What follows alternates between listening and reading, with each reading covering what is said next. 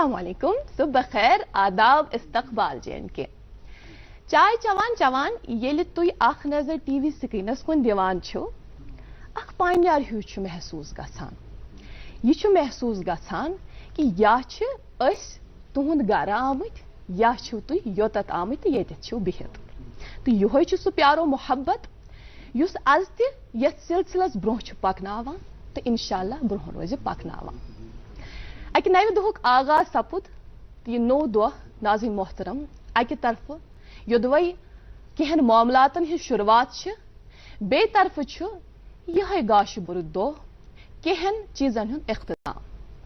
शुरुआत कमिच शुरुआत दुहन कामन हिंज यथ मज अक्सर आवर तमिच शुरुआत सुबह गछान तो इख्तिताम कमुक इख्तिताम यम रेतुक यानी अगस्त रेतुक। बिल्कुल आज अगस्त रेतच 31 तारीख तो दह बोमवार हुंद इत कन सपुद इत कन यम यानी अगस्त रेतुक आज आखिरी दह पगह पे नव रेतुक आगाज सपदान यानी सितंबर। तो यह वक्त कित कन सानो जालियों मज नेरान यह खबरें लगान। तो ये वक्त कदर करान नाज़रीन मोहतरम अस हर दह बराबर वक्तस पे ये हाजिर सपदान तुहंद मौक तुहंदिस खदमतस मज 8 बज पे 9 बजन ताम। आज त बराबर गुड मॉर्निंग JNK युक बे अख नो शुमार हेत अस मेजबान तुहंदिस खदमतस मज हाजिर यह वमेज करान यह आश जो तुम सारी ٲسِو बखैर आफियत सान बसेहत सलामत सान खुश तो खुशहाल। तो सती यह दुआ करान जे अल्लाह ताला बूझन सन तमाम जुमुल मामलात सपदन सहल तो आसान अस सारनी थन बसेहत सलामत आमीन या रब्बल आलमीन। अजकिस प्रोग्रामस में शर्फी मेजबानी अस हासिल बह रोज तुहंज मेजबान इकरा आखून तो मे सत रोजन मेन दोस्त तुहंद होस्ट नाजिमा। अस्सलाम वालेकुम। वालेकुम अस्सलाम, कैसी हैं आप नाजिमा? अल्हम्दुलिल्लाह मैं बिल्कुल ठीक हूँ, आप कैसी हैं? शुक्र अल्लाह का, मैं भी बिल्कुल ठीक हूँ। अस्सलाम वालेकुम नाज़रीन मोहतरम, उम्मीद करते हैं आप भी बखैर आफियत होंगे बसेहत सलामत होंगे। वादे के ऐन मुताबिक हम आज भी आपकी खिदमत में आपके पसंदीदा breakfast show good morning JNK का और एक नया ताज़ा शुमारा लेकर बिल्कुल हाजिर है। मौलाना रूमी अलैहिर्रहमत फरमाते हैं, बल्कि उनसे पूछा गया कि बताइएगा हुजूर कि जहर क्या है, तो दर जवाब मौलाना रूमी अलैहिर्रहमत फरमाते हैं कि हर वो चीज जो हमारी जरूरत से ज्यादा हो वो जहर है। ख्वाह वो इक़्तिदार हो, कुव्वत हो, भूख हो, लालच हो, मोहब्बत हो, नफरत हो। और इस लिस्ट में जो है आजकल इजाफा हो चला है, हम इसमें फोन भी ऐड कर सकते हैं इकरा। और इकरा ने आज महीने की बात की, आज महीने का इख्तिताम है और हर एक की लबों पे जो है ये शिकायत है कि ये साल कैसे बीत गया, बल्कि इसके 8 महीने कहाँ से आए, कब गुजरे पता ही समझ नहीं आया। कल ही की तो बात है जब हमने आप सभी दोस्तों के सामने हम हाजिर हुए थे और गुड मॉर्निंग JK में ही हमने जो है नए साल का आगाज किया था बड़े जोश के साथ, बड़े वलवले के साथ, लेकिन 8 महीने बीत गए पता ही नहीं चला। और इसकी सबसे बड़ी वजह ये भी बताई जा सकती है बिलखसूस नौजवानों में कि मोबाइल फोन जो है हमारे हाथ में होते हैं दिन भर और दिन भर हमारा इसी के साथ वक्त गुजरता है और वक्त का पता ही नहीं चलता। और ऐसे ही दिन हफ्तों में, हफ्ते महीनों में और महीने साल में कब बदल जाते हैं पता ही नहीं चलता, है ना? बिल्कुल नाज़िमा, जिस तरह से आप फरमा रही हैं कि नाज़रीन यम जन वुचान अत कत रिलेट करान वनक जन जदीद दौर मौजूद दौर या जन साइंस एंड टेक्नोलॉजी हूं दौर वनान तो यथ मज क्वालिटी ऑफ लाइफ अत पे ज्यादा जोर दिन। तो अत मज क्या इंसान आजकल हर कुछ मज क्वालिटी ान, चाहे सो लॉकुट से लॉकुट चीज या बोड़ से बोड़ चीज अत क्या वुचान इंस्टेंट हर कह चीज गोस जल्दी जल्दी गुन अत गोस वक्त लगुन कह इत कन सोचो तो इत कन गोस गुन। बिल्कुल भाई ये दुनिया है, जन्नत नहीं है कि यहाँ जो सोचा सामने हाजिर, ऐसा नहीं है। लेकिन अख चीज वुचान कि चाहे इंटरनेट स्पीड या ट्रांसपोर्टस मज इंसान एक जाय पे बे जाय सफर करान, इंसान को जल्दी वातुन। बिल्कुल बिल्कुल ऐसा लगता है आपकी जिनी आ जाए और हमें ले जाए, अल्लाह दिन का जिनी आ जाए, बिल्कुल इत्तेफाक करती हूँ आपकी बात से। और आपने वक्त की बात की तो वो क्वालिटी हूँ जिक्र करो तो, और आपने कहा कि आजकल वक्त हमारे पास जरा कम है, ये इसलिए है क्योंकि हमें आदत पड़ चुकी है तेज रफ्तार जिंदगी की। और अगर हम क्वालिटी की बात करें, ये जो इंसान के फ्लॉज होते हैं ना, ये उसकी खूबसूरती होते हैं, बल्कि ऐसा माना जाता है कि हम तब तक परफेक्ट तो कोई नहीं है, जो हमारी फ्लॉज है ये हमारी खूबसूरती, हमारी शिनाख्त का एक हिस्सा है। और जब ये क्वालिटी की बात आ जाती है, सोशल मीडिया की अगर हम खासकर बात करें तो आज इसने भी बहुत ज्यादा करप्ट कर रखा है हमारे जहन को। हम 100 पिक्चर्स क्लिक करते हैं, फिर उसमें से जो बेस्ट आए उसके फिर फिल्टर्स डाल के हम सोशल मीडिया पे डालते हैं। लेकिन नाज़रीन, बिलखसूस हम नौजवानों से, वो बच्चों से यहाँ पे गुजारिश करना चाहेंगे कि इस बात को समझने की बहुत ज्यादा जरूरत है कि रियल लाइफ और रियल लाइफ में बहुत बहुत फर्क है। वहां पे परफेक्ट लाइफ दिखाई जाती है, लेकिन जाहिर सी बात है हर एक शख्स परफेक्ट ही दिखाएगा, है ना। ये शख्सियत तथ पे हावान दरअसल हर एक को लगता है घर पे बैठ के जब एक्सप्लोर करते हैं ना, तो बोलता है इंसान बोलता है कि शायद हर एक के साथ ऐसा ही मामला होगा, नहीं शायद ये खुश है, नहीं ऐसा नहीं है। और इंस्टेंट के चक्कर में, जल्दी जल्दी के चक्कर में हम कुछ स्फेयर्स को नजरअंदाज करते हैं, जैसे तसलसल, जैसे सब्रो इस्तकामत, हार्ड वर्किंग, मेहनत करना, इस सब को हम भूल जाते हैं, इस सब को हम नजरअंदाज करते हैं। तो पत क्या वुचान बच्चे यम सात पास आउट ग्रेजुएट स्टूडेंट आसे क्या तम पे नौकरी फॉर्म बनान कुछ जाए बोरन तम पे कर तम खतर पूरा प्रिपरेशन मेहनत कर दी एग्जाम वमा गो तथ मज सिलेक्ट कहें तम पे क्या यह करान अत हसा द्राव न कहीं नतीजे बेहतर मेहनत कर मे दूत पान सो कंसिस्टेंसी बरकरार गुछ थावन सो थावान कह जी। और ये कंसिस्टेंसी ही हमें जिंदगी सिखाती है। इस कंसिस्टेंसी में हम कभी गिरते हैं फिर संभलते हैं, इसी से जिंदगी हमारी बनती है और इसी से हम जिंदगी सीखते हैं। और बड़ी बात यह है कि जब हम ये चीजें देखते हैं, चाहे वो सोशल मीडिया पे डाली हुए फिल्टर्स वाली फोटोज देखते हैं, परफेक्ट लाइफ देखते हैं, हम लोगों के जहन में ये चीज जरूर आ जाती है कि हमारी लाइफ इतनी परफेक्ट क्यों नहीं है, जबकि वो भी परफेक्ट नहीं होता जो आपको दिखाया जाता है। और इस देखा देखी में कहीं ना कहीं हम अपनी खुशी को खत्म कर देते हैं और खुद को बहुत कमतर समझते हैं, खुद में कॉन्फिडेंस की बहुत कमी आ जाती है। तो जरा आप फोन इस्तेमाल करें, है बहुत अच्छी चीज, काम की चीज है, लेकिन अगर इसका गलत इस्तेमाल हो तो अच्छे अच्छे काम बिगाड़ने वाली चीज बनने में भी देर नहीं लगती। फोन का इस्तेमाल तो हम भी करते हैं ना लाइव शो में, अपने नाजरीन तक लाइव स्ट्रीमिंग के जरिए कमेंट्स, लाइव चैट कमेंट के जरिए हम उन तक वो कमेंट्स भी पहुंचाते हैं, जो आ रहा हो तजवीज वो हम तक पहुंचाते हैं, जो हम इस लाइव प्रोग्राम के जरिए जरूर आपके कमेंट शामिल करते हैं। जी, तो दरख्वास्त आपसे यही रहेगी कि आप भी हमारे साथ जुड़ सकते हैं, लाइव स्ट्रीमिंग के जरिए आप कमेंट्स कर सकते हैं, हम आपके कमेंट्स शामिल जरूर करेंगे। और बच्चों से ये दरख्वास्त कि फोन का इस्तेमाल करें, लेकिन जरा हद में। वैसे भी कहा जाता है कि अगर किसी चीज का ज्यादा इस्तेमाल हो, कोई आदत आपकी ऐसी बढ़ जाती है, वो आपकी मजबूरी बन जाती है। लेकिन बहुत सी ऐसी आदत है जो अच्छी होती है और जिनका आदत पड़ जाना अच्छा साबित होता है, जैसे हमारा मॉर्निंग शो। आपको आदत पड़ गई है मॉर्निंग शो की और ये अच्छी बात है, ये आदत बरकरार रखिएगा। और हमें आदत है आगाज में आप तक कुछ जानकारी पहुंचाने की। मौसम से आगाज करें तो महकमे मौसमियात की तरफ से बताया गया है कि आज मतला जज़वी तौर अबर आलूद रहेगा और बालाई इलाकों में हो सकता है कि हल्की से दरमियाना दर्जे की आज बारिश देखने को मिल जाए, ये प्रेडिक्शन है, हो सकता है। और दर्जा हरारत की बात करें तो अभी लाइव टेम्परेचर श्रीनगर का 19 डिग्री सेल्सियस, आज दिन का ज्यादा से ज्यादा 29.2 डिग्री सेल्सियस और कम से कम 15.7 डिग्री सेल्सियस रिकॉर्ड किया जा सकता है। जम्मू में 33.1 डिग्री सेल्सियस और कम से कम 24.3 डिग्री सेल्सियस रिकॉर्ड की जाने की आज उम्मीद है। जम्मू श्रीनगर कौमी शहरा पे आज मौसम साजगार, सड़क की हालत बेहतर रहने की सूरत में छोटी मुसाफिर गाड़ियों को दोनों अतराफ से, बड़ी गाड़ियों और मालबरदार गाड़ियों को आज उधमपुर से श्रीनगर की तरफ आने की इजाजत होगी। कट ऑफ टाइमिंग छोटी गाड़ियों के लिए सुबह 7 से 12 बजे तक उन्हें नगरोटा, सुबह 8 से दोपहर 1 बजे तक उधमपुर और सुबह 7 से दोपहर 1 बजे तक काजीगुंड पार करने की तलकीन की गई है। मुगल रोड पे आज छोटी गाड़ियों को दोनों अतराफ से और बड़ी गाड़ियों को श्रीनगर से पूंछ की तरफ रवाना किया जाएगा। SSG रोड पे आज गाड़ियों को दोनों अतराफ से चलने की इजाजत होगी बशर्ते मौसम साजगार, सड़क की हालत बेहतर रहेगी। और किश्तवाड़ सिंथन रोड की बात करें तो आज सिर्फ छोटी गाड़ियों को जो है दोनों अतराफ से चलने की इजाजत होगी। दरख्वास्त वही रहेगी कि रखते सफर बांधने से कबल ही ट्रैफिक कंट्रोल रूम से राबता जरूर कायम कीजिएगा और सीट बेल्ट पहनना ना भूलिएगा।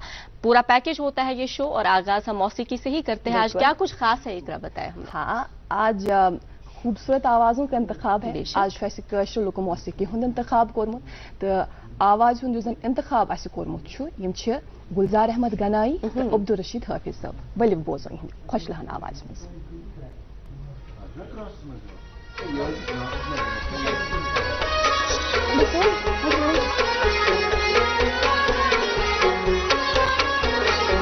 यार दोना ज़ाल नशिया रसमन तलनकी रसमन यार दो नारपत ज़ाल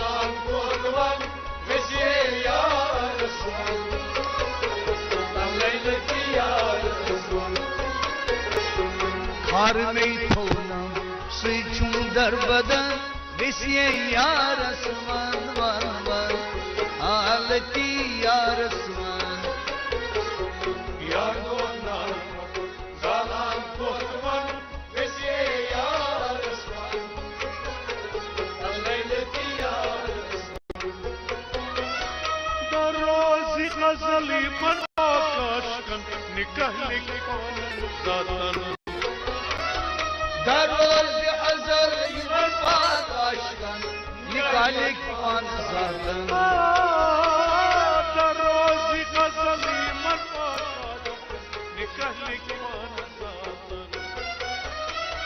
दरोज़ी गज़ली मन आकाशकन निकल कौन जातन लाल को डुकरा गिरा मुझ साल शानन नशिया यार तललती यार ये यार दो नार बद सालान कोतवन नशिया यार स्वन तललती यार स्वन लाल को डुकरा गिरा मुझ साल शानन नशिया यार स्वन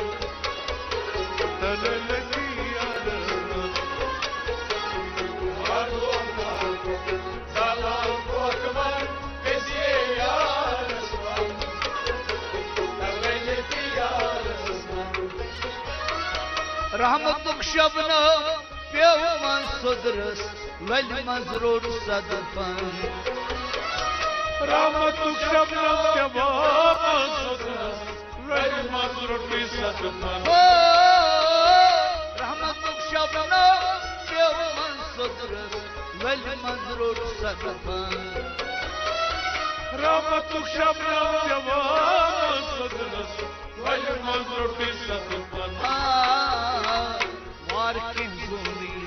लाल कोल डुगलन विसिए यार आसमान तललती यार आसमान यार को नाल जालान कोतवन विसिए यार आसमान तललती यार आसमान सवार की सुनी लाल कोल डुगलन विसिए यार आसमान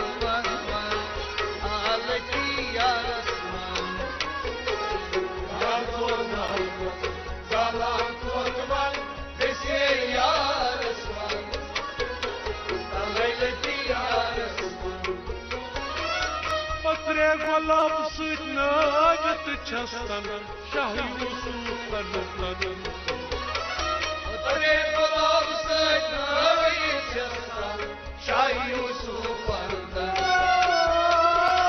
अरे गुलाब सुत नाजत छस्तन शाह यूसुफ तन अरे गुलाब सुत नाजत छस्तन शाह यूसुफ तन बल खोल तब मेल तंटारा विषय यार तललती यार दो नाल जालान कोतवन विषय यार स्वन तललती यार दिल बल खोल तब मेल तंटारा विषय यार स्वन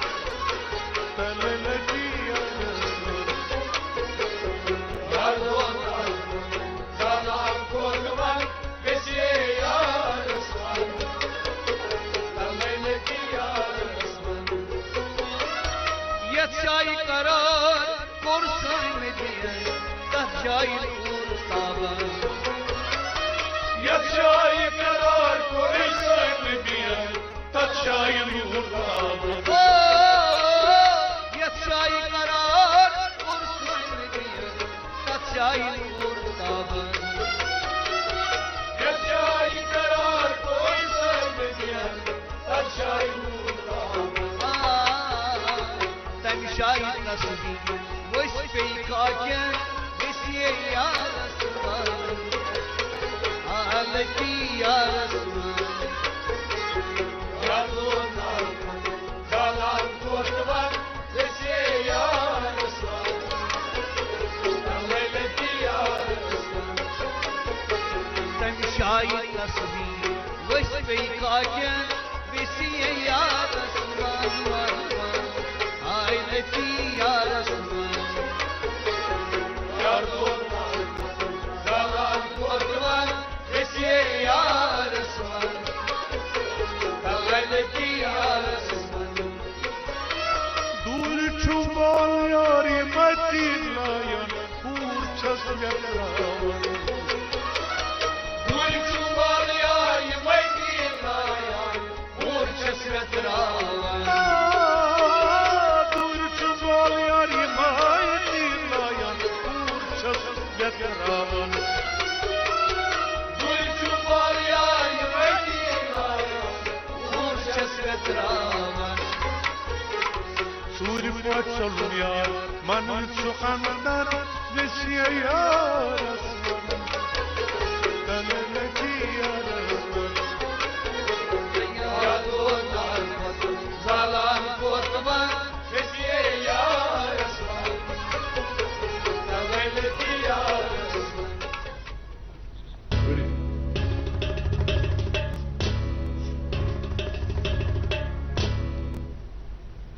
गर्मा गर्म चाय और खूबसूरत आवाज का इंतखाब, वो भी एक नहीं बल्कि दो दो खूबसूरत आवाजें। रशीद हाफिज साहब हमारे साथ जुड़े थे और गुलजार गनाई, ये जो ट्रैक है मेरा पसंदीदा, उम्मीद करते हैं आपको भी पसंद जरूर आया होगा। और आपको याद दिलाते चलें कि आप हमारे साथ जुड़े हुए हैं ठीक 9 बजे तक। आज भी हमने बहुत सी बातें करनी है और उम्मीद करेंगे कि आज का जो शो है बहुत इंफॉर्मेटिव रहेगा। बहुत सी तफसीलात हम हासिल करने की कोशिश करेंगे, थोड़ा सा यहाँ पे सस्पेंस बनाए रखेंगे। कौन है आज के मेहमान, उनसे मुलाकात करने से पहले ये छोटा सा वक्फा देखते हैं, जल्दी से लौट के आइएगा। जम्मू कश्मीर का हरदिल अजीज शक्ति सरिया जो सिर्फ बिलेट्स के जरिए ही तैयार होता है। शक्ति सरिया, एमआर का क्वालिटी। Welcome back. आप देख रहे हैं अपना पसंदीदा morning show good morning JNK। और नाज़रीन मोहतरम, सुबह सुबह एक इंफॉर्मेशन का पैकेज, वो सब तो आप तक पहुंचता है। मौसम और ट्रैफिक के हवाले से मालूमात हम जरूर पहुंचाते हैं, खूबसूरत सा नगमा भी आपकी खिदमत में जरूर पेश करते हैं और साथ ही जिसका आपको इंतजार रहता है, यानी आज के हमारे शो के मेहमान कौन है। आज के हमारे शो के मेहमान कौन है, इनसे आपकी मुलाकात जरूर कराएंगे, ये तजस्सुस फिलहाल हम बरकरार रखेंगे। लेकिन नाज़रीन मोहतरम, एक सवाल आपसे, कभी आपने ये सोचा है ये जो हम सुबह सवेरे लाइव प्रोग्राम लेकर आते हैं, यहां से नश्र होता है 8 से लेकर 9 बजे तक, ये कैसे आप तक पहुंचता है? कई सारे दोस्त ऐसे होंगे वो ये कहेंगे कि हाँ बिल्कुल आपके पूरे टीम की मेहनत का नतीजा है, पूरा टीम एक साथ मिलकर काम करता है और आपके पास कैमराज है तो ऐसे हम तक पहुंचता है। बिल्कुल ऐसे ही पहुंचता है, लेकिन आप तक पहुंचाना मुमकिन न था अगर आपके घर में टीवी सेट ना होता, अगर आपके घर में इलेक्ट्रिसिटी ना आती और अगर आपके पास एंड्रॉयड फोन्स ना होते।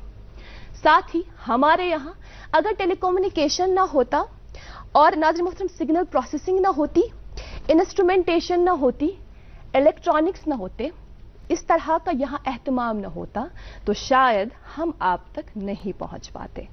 और ये सारे स्फेयर्स एक मखसूस अम्ब्रेला के नीचे आते हैं। उस अम्ब्रेला का नाम है इलेक्ट्रिकल इंजीनियरिंग। बिल्कुल ऐसा शोबा जिस और पूरी दुनिया की नजर 19वीं सदी के आखिर पे गई। इसी शोबे के हवाले से आज के प्रोग्राम में हम तफसीलन बात करेंगे। इसी मखसूस शोबे के हवाले से, इसी वसीतर शोबे के हवाले से पूरी तरह से आज के प्रोग्राम में हम इंफॉर्मेशन कलेक्ट करने की कोशिश करेंगे। और आज के जो हमारे मेहमान हैं जिनसे हम इस ताल्लुक से बात करेंगे आज के प्रोग्राम में, उनका ताल्लुक जम्मू कश्मीर से नहीं बल्कि खूबसूरत इलाका उत्तर प्रदेश के एक गांव से है। और उस गांव का क्या नाम है वो तो हमें उन्हीं से पता चलेगा। तो चलिए सीधे हम अपने मेहमान की ओर चलते हैं, आपसे उनकी मुलाकात कराते हैं। हमारे साथ आज के प्रोग्राम में डॉक्टर अखिलेश स्वरूप, professor department of electrical engineering NIT Kurukshetra. Thank you so much, बहुत बहुत धन्यवाद हमारी दावत कबूल करने के लिए, बहुत बहुत शुक्रिया यहाँ तशरीफ फरमा होने के लिए। चूँकि इलेक्ट्रिकल इंजीनियरिंग जो है इसका दायरा बहुत बड़ा है, वसी शोबा है ये, इस ताल्लुक से हम ज़रूर आपसे मालूमात हासिल करने की कोशिश करेंगे। लेकिन आगाज़ हम आपकी ज़ाती ज़िंदगी से करेंगे कि स्वरूप साहब कहाँ पैदा हुए, इनकी पैदाइश उत्तर प्रदेश के किस गाँव से हुई और साथ ही तालीम और तरबियत का क्या मामला रहा। बहुत खूब। उत्तर प्रदेश में एक डिस्ट्रिक्ट है अच्छा। फर्रुखाबाद, आहा। तो वहाँ मेरी पैदाइश हुई। अच्छा। और मेरे पिताजी डॉक्टर थे। ओके। हम 5 भाई बहन, 3 भाई और 2 बहन परिवार में। और मेरी सेकेंडरी एजुकेशन फर्रुखाबाद में ही हुई। अच्छा। और पैदाइश मेरी 1957 की है। ओके। ठीक। तो एक काफी गुजरा जमाना वो हो गया। जी। तो उस समय जो आप जिक्र कर रही थी कम्युनिकेशन और इन सब का जी। बहुत प्रचलन नहीं था और ना ही इतनी सुविधाएं थी। जी। तो होता ये था कि हम लोगों को बहुत ज़्यादा इंफॉर्मेशन नहीं होती थी। बिल्कुल।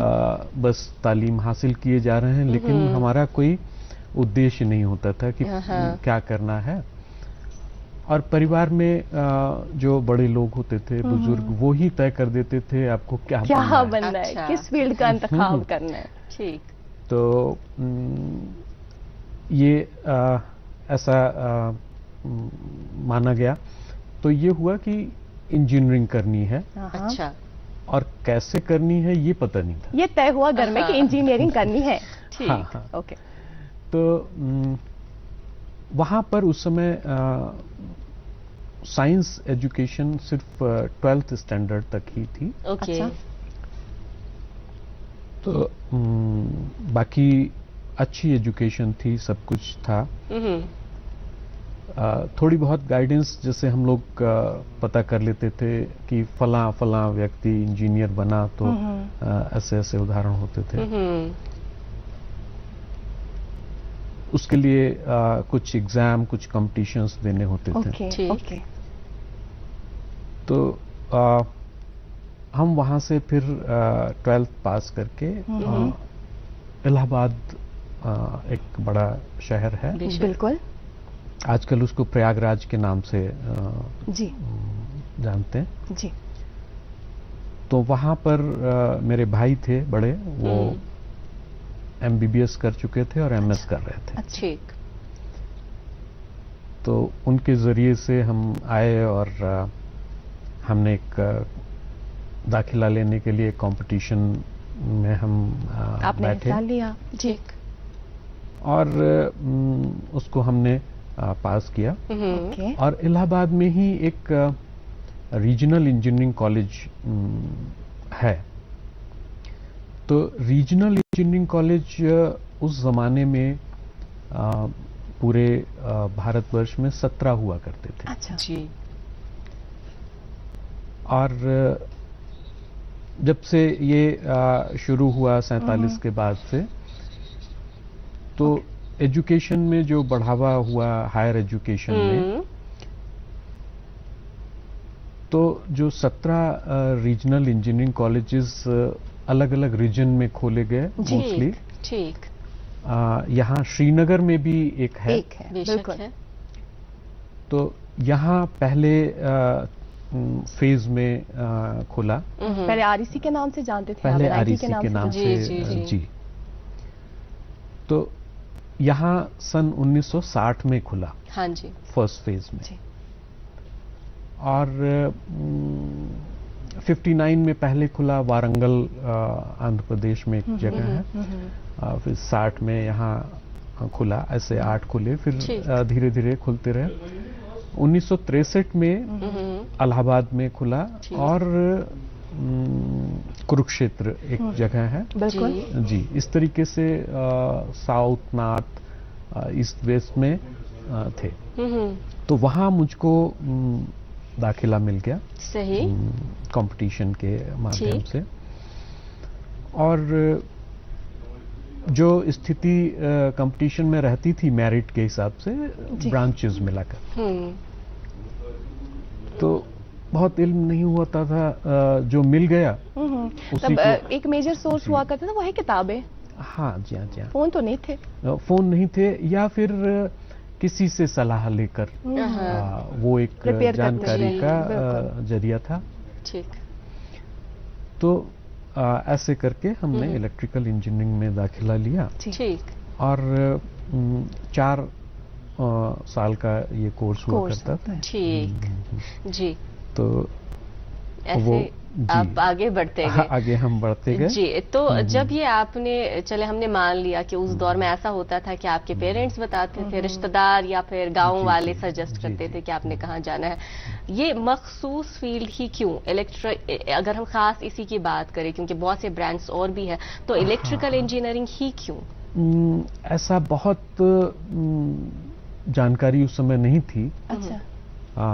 पहले मेरे लिए सिविल इंजीनियरिंग एक और ब्रांच है, वो भी मिल रही थी, लेकिन सिविल में मुझको लगा कि बहुत ये सिर्फ इमारतें बनाने का और जो बहुत अच्छी ब्रांच है, ये आपको ज्यादा इंटरेस्टिंग लगा? हाँ, ये थोड़ा इंटरेस्टिंग लगा और मिल रहा था, क्योंकि उस समय बहुत ज्यादा सोचने का और ऐसा नहीं होता था सिलसिला।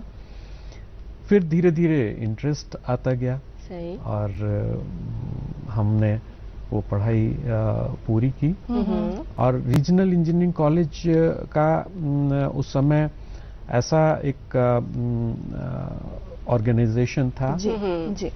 कि उसमें सभी प्रदेश के स्टूडेंट्स आते थे। अच्छा। उनके लिए सीट्स रिजर्व रहती थी। बिल्कुल। वो वहाँ के पॉपुलेशन के हिसाब से सीटें होती थी। तो एक मिनी इंडिया जैसा होता था, उसमें सब साउथ से, नॉर्थ से और सब इकट्ठा होके पढ़ाई करते थे।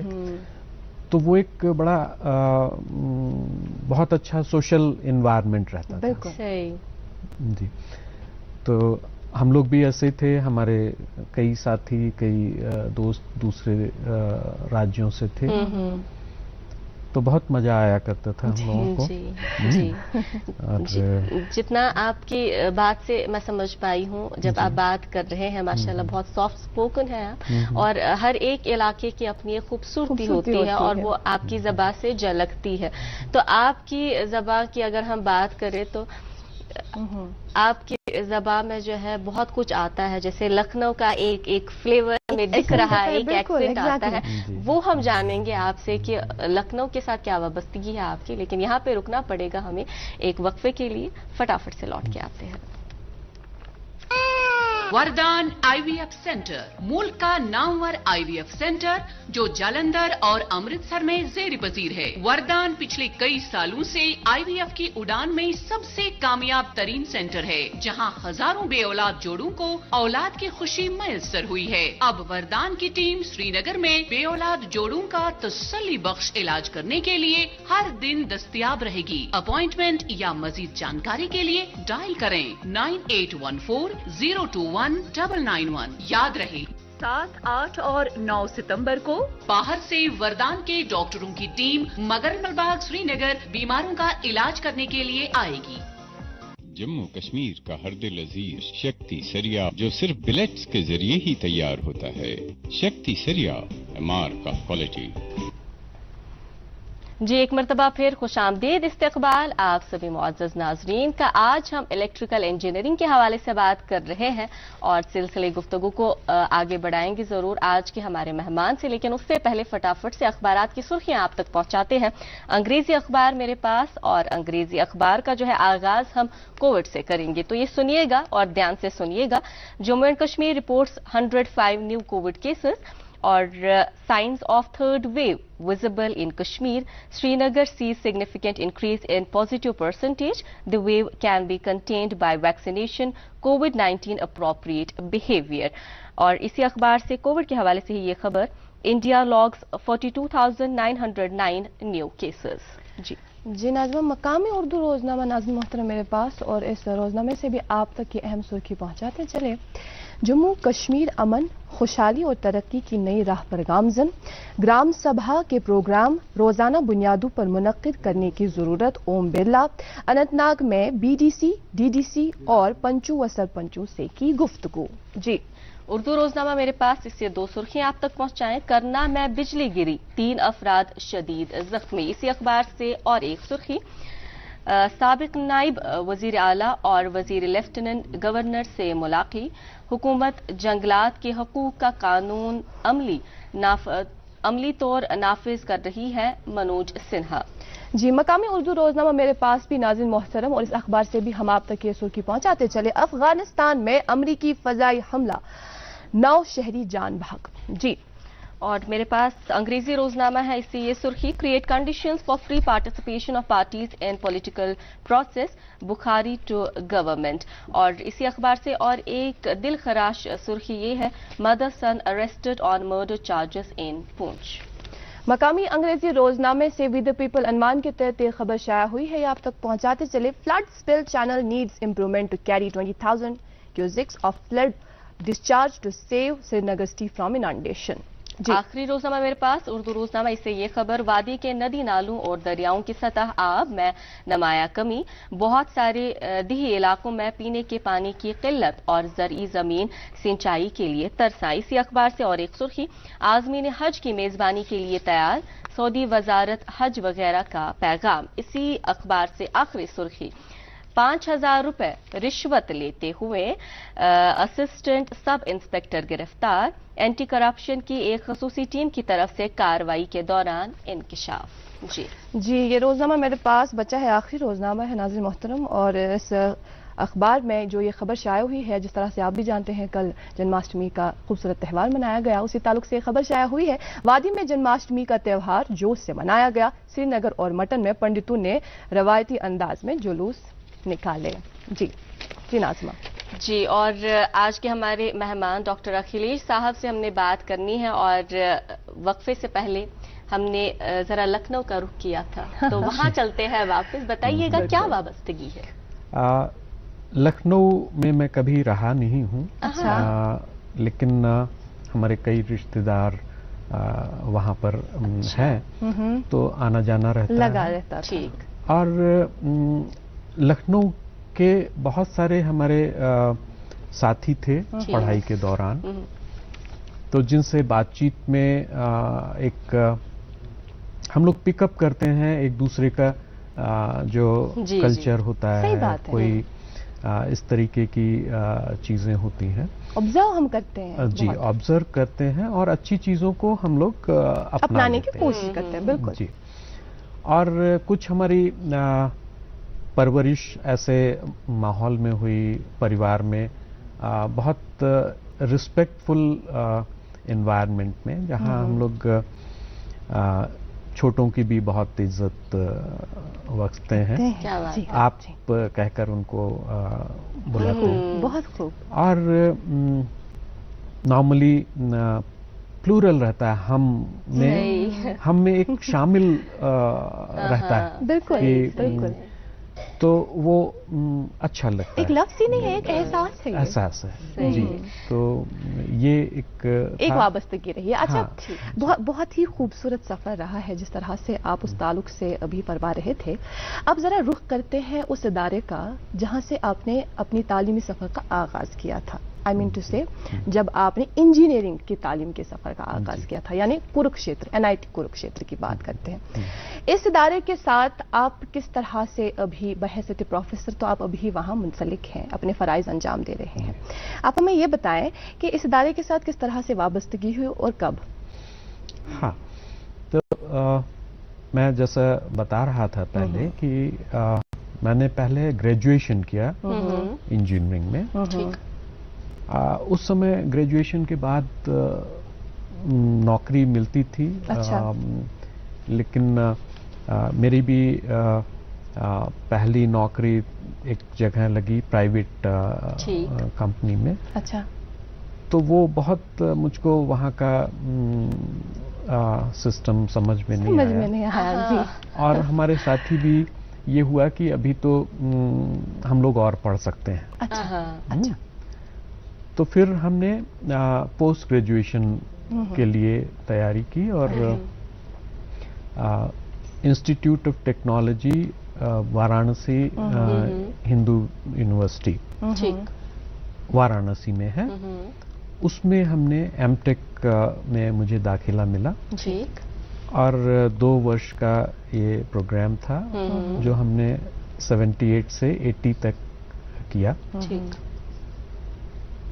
और जैसे ही हमने पूरा किया तो फिर चूंकि हायर एजुकेशन के बाद में मुझको टीचिंग की तरफ रुझान होने लगा। अच्छा। कि ये एक अच्छा प्रोफेशन है और हम अपने जो टीचर्स होते थे उनको एज ए रोल मॉडल देखा करते थे। बिल्कुल।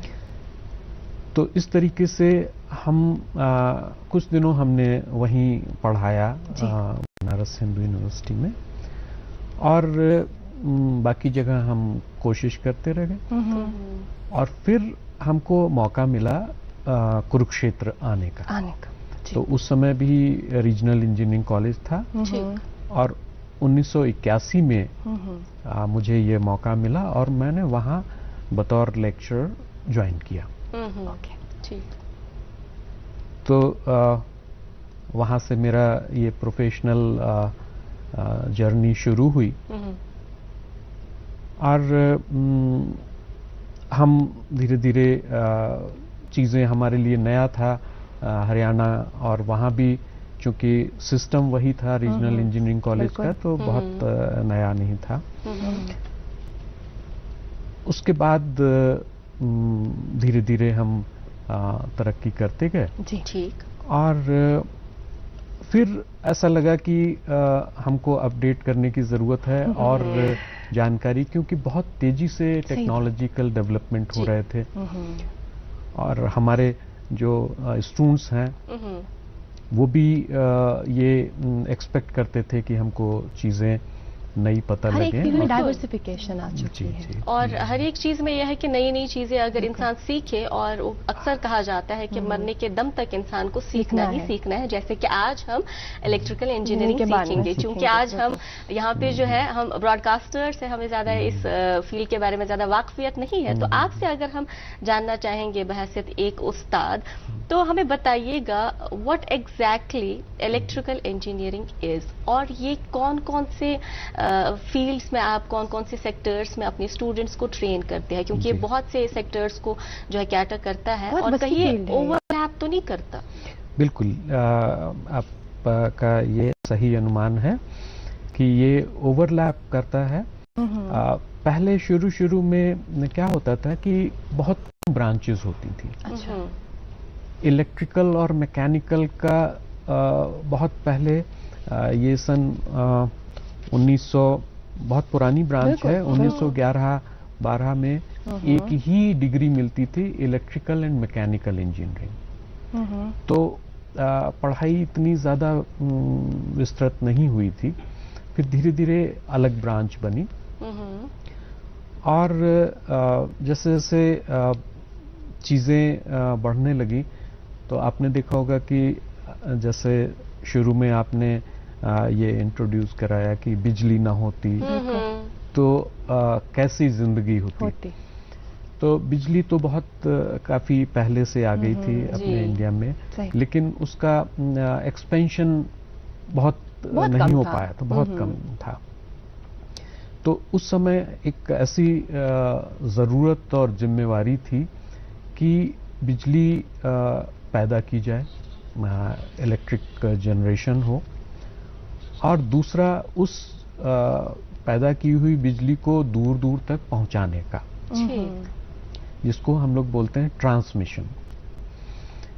और फिर जब हम ट्रांसमिट कर देते हैं फिर घरों तक लाने का एक दूसरा प्रोसेस होता है जिसको हम लोग डिस्ट्रीब्यूशन बोलते हैं। हाँ, तो ये 3 मुख्य चीजें थी, पावर जनरेशन, ट्रांसमिशन और डिस्ट्रीब्यूशन, जिनसे कि आम जिंदगी बहुत आसान हो गई और प्रभावित होती है। ठीक। तो पहले बिजली कोयले से जो थर्मल पावर स्टेशन हुआ करते थे उनके ऊपर ज़्यादा जोर था जी। और वही थे, नए नए बहुत सारे पावर स्टेशंस खुलने लगे और धीरे धीरे एक्सपेंशन होने लगा। तो एक तो ये था। फिर दूसरा क्षेत्र था कि बिजली के उपकरण बनना। अच्छा। आपने देखा होगा कि पंखे आए, फिर धीरे से फ्रिज आया, एसीज आए। ये उपकरण भी बिजली से ही चलते थे। बिल्कुल। बिजली से चलना और उनका कैसे बनावट और रख रखाव जी। और समय के हिसाब से बदलाव, बिल्कुल ये सब हम लोगों के क्षेत्र में आता है, आने लगा। तो जो स्टूडेंट्स आते हैं वो ये सब चीजें धीरे धीरे सीखते हैं और इसके पीछे का जो प्रिंसिपल होता है कि कैसे काम करते हैं और इस सबको समझने के लिए बहुत सारी मैथमेटिक्स की जरूरत होती है। अच्छा। सही जी। तो हम कह सकते हैं मैथ्स की बेस है, मैथ्स का होना बहुत लाजमी है। बिल्कुल बिल्कुल। तो मैथ्स के बगैर बच्चा ये सब्जेक्ट ऑप्ट नहीं कर सकता। हाँ, उसमें काफी इसका जरूरत होती है और अगर हम समझ लेते हैं तो आसानी होती है। अच्छा, बिल्कुल जी।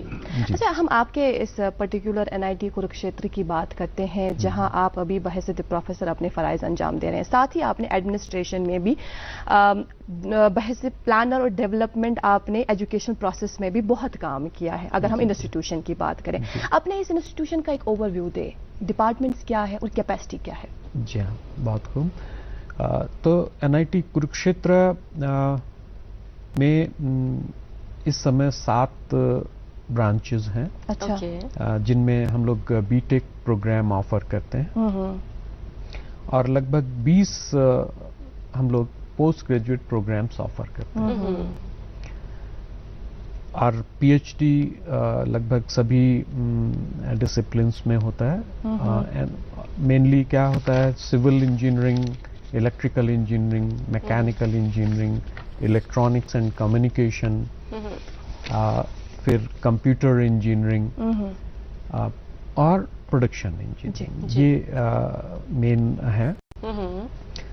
तो दूसरा एक और आपने अच्छा सवाल किया कि ओवरलैपिंग का मैं बताना चाहूँगा कि ये कंप्यूटर और इलेक्ट्रॉनिक्स ये एक एक्सपेंशन के द्वारा नई ब्रांचेस बनी। अच्छा। पहले सिर्फ इलेक्ट्रिकल हुआ करता था और 1980 के बाद ये नई चीजें इजाद होती गई और उनका बहुत उपयोग आने लगा।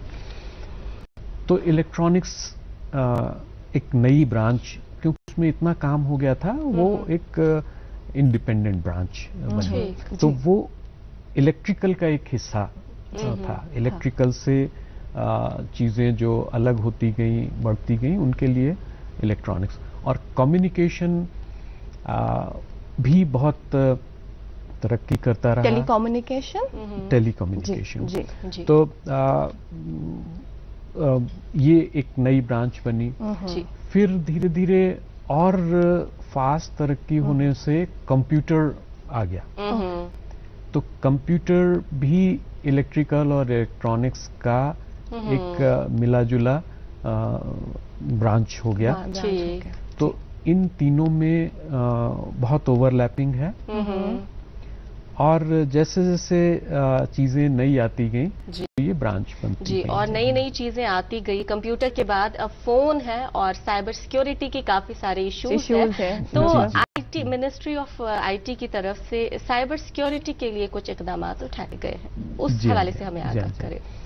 तो ये एक मुहिम है मिनिस्ट्री ऑफ इंफॉर्मेशन टेक्नोलॉजी की कि जो इंटरनेट का उपयोग हमारी ज़ाती ज़िंदगी से बहुत जुड़ गया है, चाहे वो स्टूडेंट हो या कोई भी बिजनेसमैन हो, घर में आमजन हैं,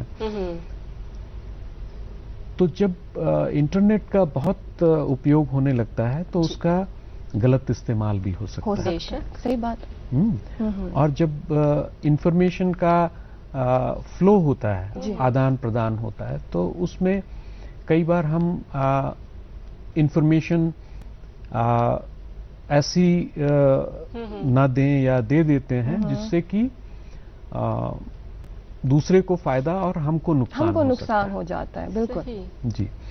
तो इन सब चीजों की समझ धीरे धीरे आई जब कभी नुकसान होने लगा।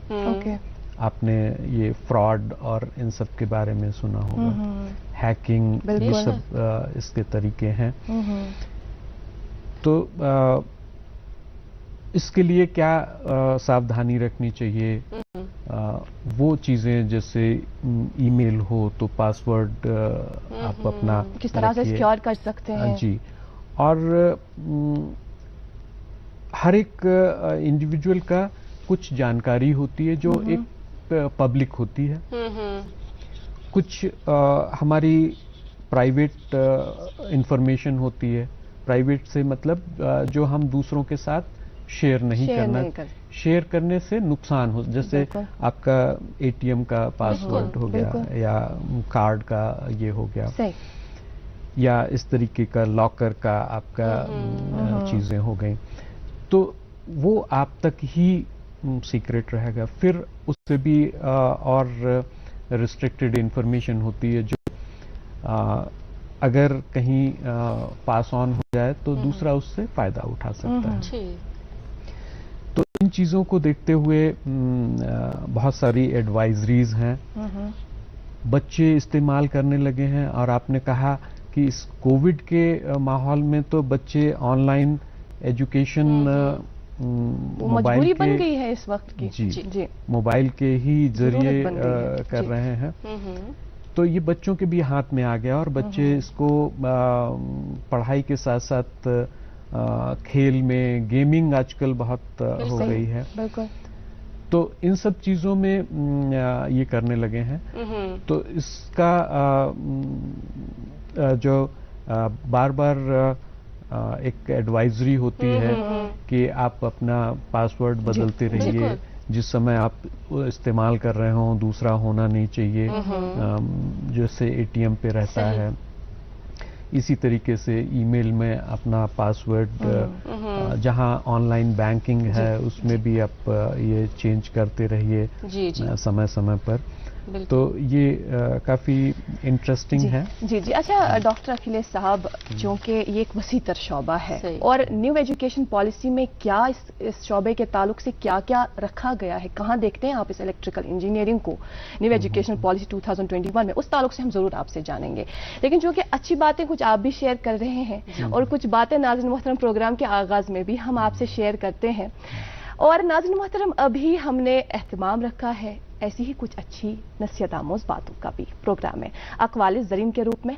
आइए इन बातों से फैज़ हासिल करते हैं।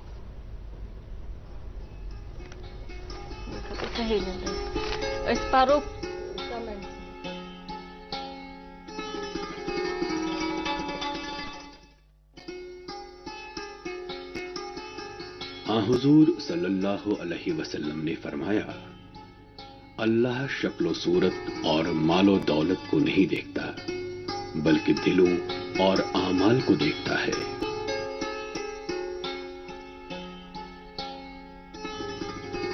गुरूर ये है कि हक से इनकार करे और लोगों को कमतर समझे।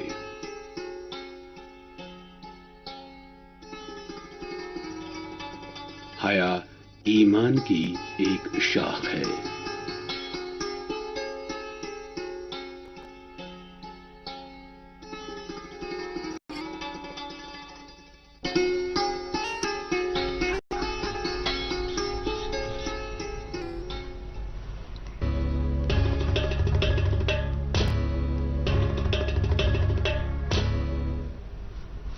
इन्नमल आमालु बिन्नियात, तमाम आमाल का दारो मदार नीयतों पे होता है और नीयत जो है वो दिल से बनती है। और अक़वाली ज़री में यही हमें सिखाया गया कि दिल को साफ रखिए और आपके आमाल भी इंशाल्लाह अच्छे होंगे।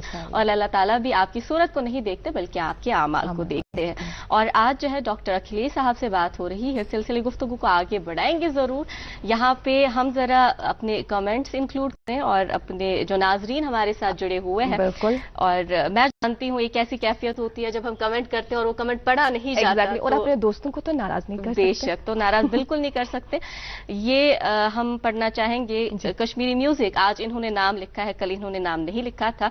ये लिखते हैं आई एम कामरान यूसुफ, त्राल से हैं ये, और ये गुड मॉर्निंग JNK की बहुत तारीफ कर रहे हैं। 11th क्लास के स्टूडेंट हैं और कहते हैं कि पिछले 5 साल से कंटिन्यूअसली ये प्रोग्राम जो है ये देख रहे हैं। आपकी मेहरबानी है, खुशबख्ती है हमारी कि आप हमारे साथ ऐसे जुड़ते हैं। बिल्कुल कामरान, इसी तरह से ये शो देखते रहिएगा और अपनी आराह और तजवीज़ से हमें जरूर नवाजते रहिएगा। जी, इकरा सुनिएगा। सैयद मुस्तफीज सवाल पूछते हैं कि रोटी आप क्यों नहीं लाते चाय के साथ? हम रोटी भी लेते हैं। और अच्छा ना ब्याह क्लैश, अगर मैंने रोटी अनम सोट अनम पत अगर सोट लागो खेन तो सवाल जवाब कुछ करे कत कुछ करे। जी, और मैं आपको बता दूं कि ये सिर्फ इतना ही नहीं होता, इसके बाद हम और एक चाय पीते हैं और उसके साथ बाज़ाब्ता हम रोटी भी लेते हैं। पीरजादा बशीर अहमद साहब हमारे साथ जुड़े हैं, सलाम भेजते हैं। वालेकुम अस्सलाम। और लिखते हैं कि the programme has become part of my life. It is full of information. Hopefully, I pray our connection last forever. इंशाल्लाह। आपका बहुत शुक्रिया। रूफ रमजान साहब भी मैसेज कर रहे हैं, कमेंट कर रहे हैं और बहुत खूबसूरत बात कर रहे हैं। आपका बहुत बहुत शुक्रिया हमारे साथ जुड़ने के लिए। और मजीद जो है हम अपने आज के मेहमान से बात करना चाहेंगे, और जो मेहमान सही में मेहमान है क्योंकि ये कश्मीर आए हैं और आज इनकी वापसी भी है, तो कोशिश करेंगे उस हवाले से भी जानने की कि कश्मीर आके इनको कैसा लगा। लेकिन जहां तक मैं समझ पाई हूँ, हम साइबर सिक्योरिटी की बात कर रहे थे और गेमिंग का आपने जिक्र किया था। मुझे याद है रिसेंटली मैंने एक जगह पे पढ़ा था, ये एक कंट्रोल बहुत ज्यादा जरूरी है। रिसेंटली मैंने पढ़ा था कि एक बच्चा बाहर था किसी स्टेट में और वो कोई ऑनलाइन गेम खेलते खेलते अपने वालिदैन के 10 लाख रुपए गवा चुका था और वो पैसे जो है उन्होंने अपने किसी बुजुर्ग के इलाज के लिए रखे थे। अच्छा। तो ये कंट्रोल होना, ये पूछताछ या फिर ये नजर रखना बहुत ज्यादा जरूरी है। तो कंट्रोल सिस्टम ये एक सब्जेक्ट है, किस तरह से हवाले से करें, किस तरह से डील करें? ये बहुत अच्छा आपने सवाल किया। यही बेसिकली हमारा फील्ड है जिसमें हम इंटरेस्ट रखते हैं। ये भी एक मल्टीडिसिप्लिनरी सब्जेक्ट है। इलेक्ट्रिकल, मैकेनिकल, एरोस्पेस, केमिकल, ये सभी में इस्तेमाल होता है। और कंट्रोल तो जैसे आपने कहा हमारी ज़ाती जिंदगी में किसी चीज की बहुतायत हो जाए तो उसको कंट्रोल करते हैं। तो कंट्रोल में होता क्या है कि कोई भी प्रोसेस हो या सिस्टम हो तो ये नेचर ने उसको एक नॉर्मल बनाया है। नॉर्मल मतलब जैसे हम लोग है, हमारा बॉडी टेम्परेचर नॉर्मल है, ब्लड प्रेशर नॉर्मल है, लेकिन कुछ इन्वायरमेंटल या इंटरनल गड़बड़ी के हिसाब से वो नॉर्मल पैरामीटर्स फर्क हो जाते हैं। मान लीजिए टेम्परेचर बढ़ गया तो उसको फिर हम लोग कंट्रोल करते हैं। देखिए कंट्रोल आता है, कंट्रोल करने के लिए क्या होता है कि पहले तो हम मॉनिटर करते हैं। जैसे आपने बताया कि बच्चा अगर ऐसा कुछ चीज कर रहा है तो उसको मॉनिटर करना चाहिए। एग्जैक्टली, मॉनिटर करना बहुत जरूरी है। मॉनिटर करना बहुत जरूरी है। तो मॉनिटर करने से हमको ये पता लगेगा कि सही जा रहा है या किस जानिब जा रहा है, कहाँ पे रोकने की जरूरत, कहाँ पर रोकने की जरूरत है। तो जहाँ पर रोकने की जरूरत है या कोई एडिशनल इनपुट देने की जरूरत है, उसको कभी डांट से, कभी प्यार से, कभी किसी और चीज से, तो उस जो हम अख्तियार करते हैं चीजों को वापस लाने के लिए, उसको कंट्रोल कहते हैं। अच्छा। तो ये जैसे कंट्रोल आजकल बहुत कॉमन है, पोल्यूशन कंट्रोल, सही बात है, स्ट्रेस कंट्रोल, आजकल स्ट्रेस बहुत कॉमन हो गया। तो कंट्रोल का अमल दखल हर एक जगह, जी हर जगह है। मतलब इंजीनियरिंग में जैसे बहुत सारी चीज़ें हैं, लाइट का कंट्रोल, मशीन का कंट्रोल, ये जो ट्रेन्स हैं, एरोप्लेन्स हैं, अच्छा, तो उन सब जगहों पर ये उनका कि अपनी जो निर्धारित गति से जाएं, निर्धारित जगह पर पहुंचें। ये तो गाड़ी चलाते वक्त किन बातों का ख्याल रखते हैं, वहाँ भी तो कंट्रोल की जरूरत है। बिल्कुल बिल्कुल। तो हम लोग गाड़ी चलाते हैं तो बहुत सारे डिस्टर्बेंसेस होते हैं, बिल्कुल, कब कौन आ जाएगा या भीड़ हो जाएगी, जी, अलर्ट तो हो ये जाते हैं। हद में रहना बहुत ज्यादा हद में जरूरी है। जरूरी, सवाल आया है एक सर आपके लिए, तो ये सवाल मलिक समीर साहब पूछते हैं, आप तक पहुंचाना चाहेंगे। ये पूछ रहे हैं कि पास आउट इलेक्ट्रिक इंजीनियर्स का क्या स्कोप है बिजनेस में?